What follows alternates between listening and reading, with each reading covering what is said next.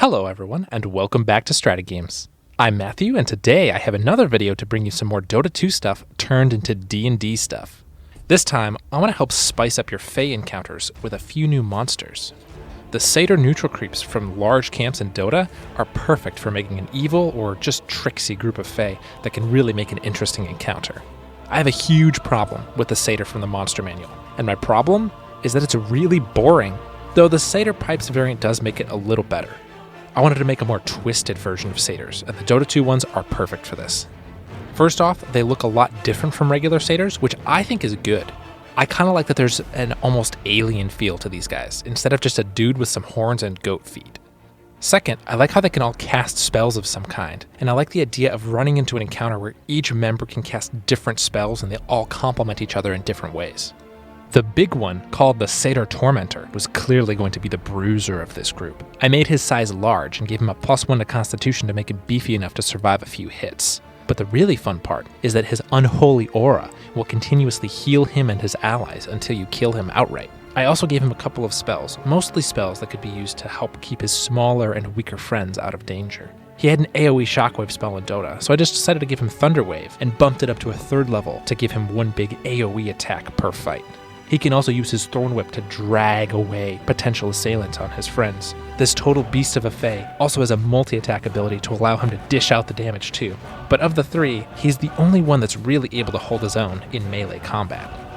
The Satyr Mind Stealer may not be as capable in melee combat, but he's definitely able to keep himself alive with his mind magic. With Charm, Person, Command, and Suggestion at his disposal, he'll have no problem avoiding the worst of the battle. If your party were to pick a fight with a group that has a Satyr Mind Stealer in it, they may have a hard time keeping themselves focused on battle. Instead, they'll find themselves listening to whatever the Mind Stealer says is the best course of action. But the Mind Stealer doesn't have much going for him besides his enchantment spells. Hopefully that's all he needs. The Satyr Trickster is the smallest and perhaps most forgettable, but his potent magic will make sure that you don't forget him anytime soon. He specializes in spells that will make it near impossible for you to stay effective in combat. Going blind, deaf, or feeling your limbs move like molasses will only be some of the effects that the Trickster can put upon you.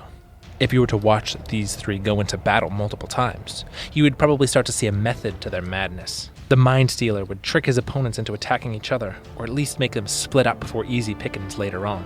The Trickster would sow discord by reducing the giant to the size of a normal man, or make the usually speedy monk feel as though they're stuck in quicksand, or even by making the usually eagle-eye archer lose their sight temporarily. Any or all of these things could be potentially lethal when the big guy comes in. Speaking of which, the Tormentor will be keeping himself and his friends alive, both with his meaty body and his regenerative unholy aura. But he's also called the Tormentor for a reason. By using Thorn Whip to reel in an opponent, he'll always have someone close to batter with his horns and Great Club every turn. This is something I thought would be fun to run against a 4th to 6th level party, depending on how many players you have. This doesn't even have to be a combat encounter. These Fae monsters are scary enough that they might just be able to strong-arm your party into giving up some valuables or weapons. They're Fae. You can keep it tricky.